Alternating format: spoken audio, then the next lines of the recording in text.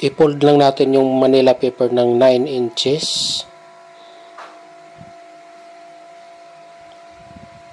Tapos dito sa taas, mag-marking din tayo ng 9 inches. Tapos yung ano naman 28 inches. 28 inches. Guhitan lang natin ng diretso. Tapos baba tayo ng 5 inches. Hanggang dito naman yung curve natin. Guhitan natin ang curve. Huwag naman masyadong curve. Parang pa-slant lang.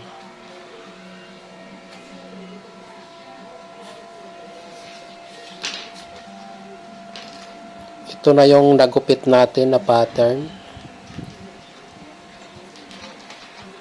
Yan.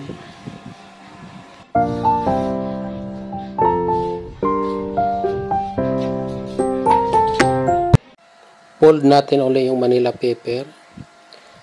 Tapos, mag-marking tayo dito ng 12 inches. 12 inches. Sa taas naman, dito pataas, 18 inches. 18 inches. Guhitan lang natin ng diretso. Tapos, mag-mark tayo dito ng 11 lang. 11 lang sa taas. Tapos, guhitan natin pababa.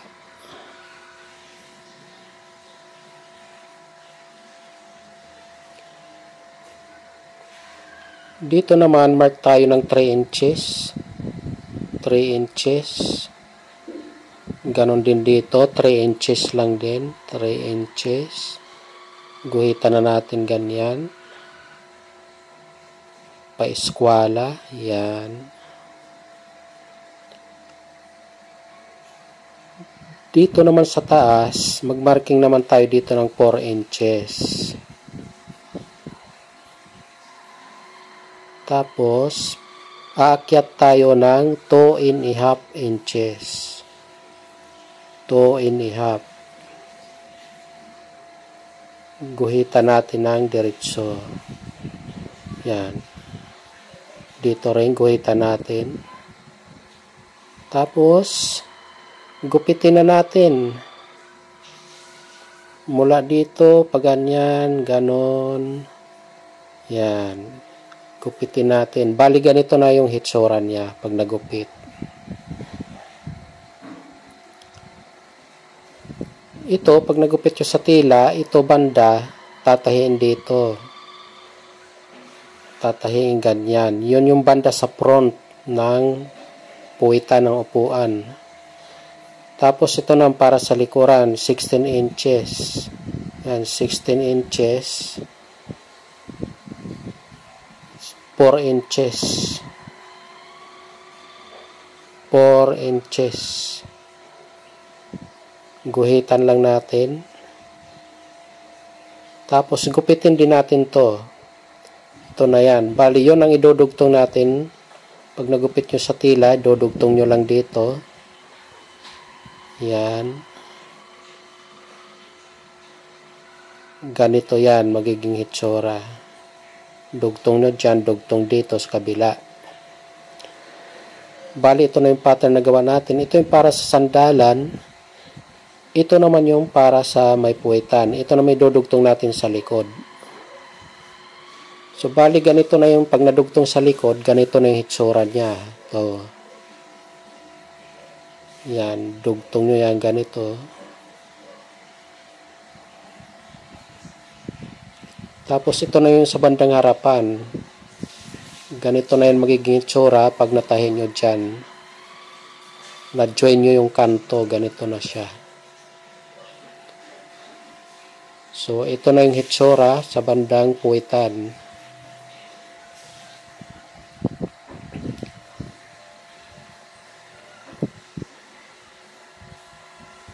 Yan, ganito.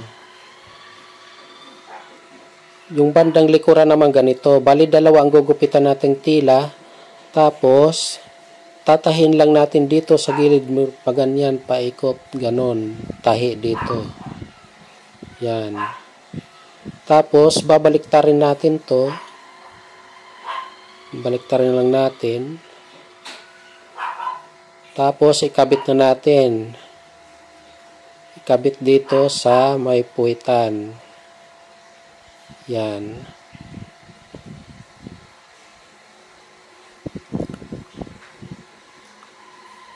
Mula dito sa dugtungan na to, tsaka dugtungan na yun, didistansya lang tayo ng 1 inch.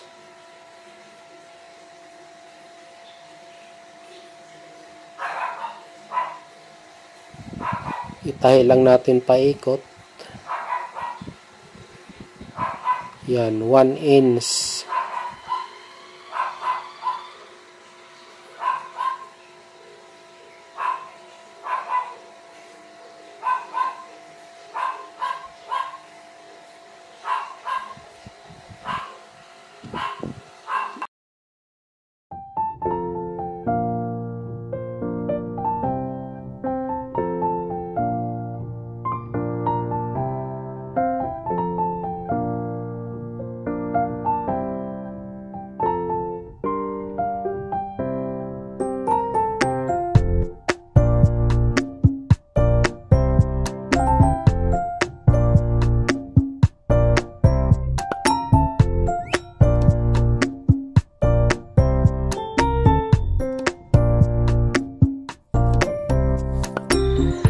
Bali ganito na yan pag natapos. Yan. Skirting na lang yung kulang nito dito sa baba.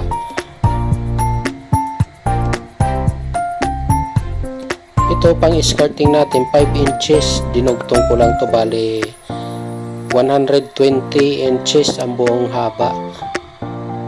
Tapos mula dito hanggang sa mula dugtungan hanggang dito 1.5 lang. Ito na yung kartong ko, pinaka-guide 1.5. Para di na ako nagmamarking, may guide na lang.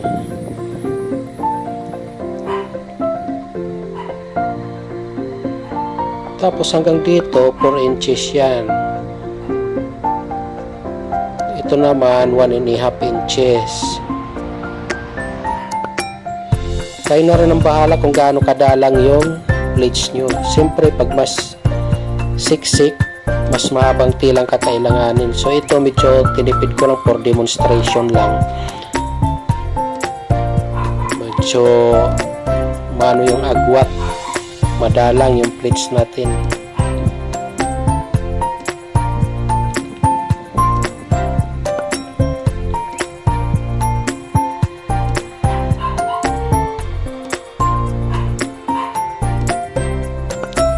Plates lang natin hanggang sa dulo.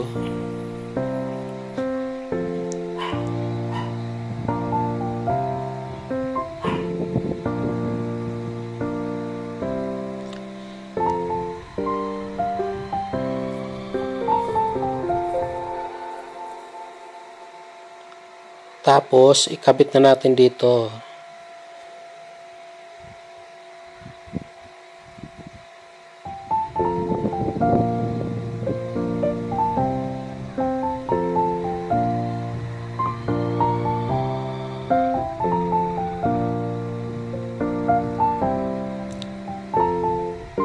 Yung mga hindi pa nakapag-subscribe, mga amigo, please subscribe.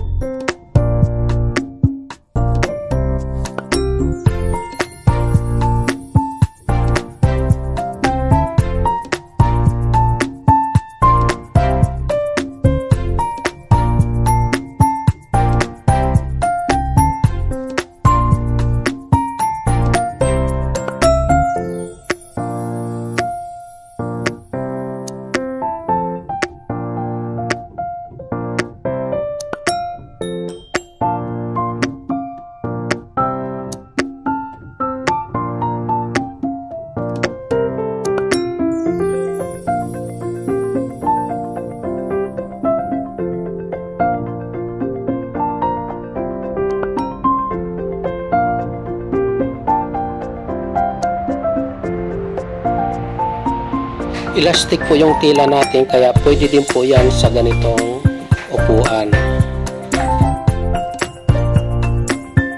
Pwede rin sa ganitong upuan.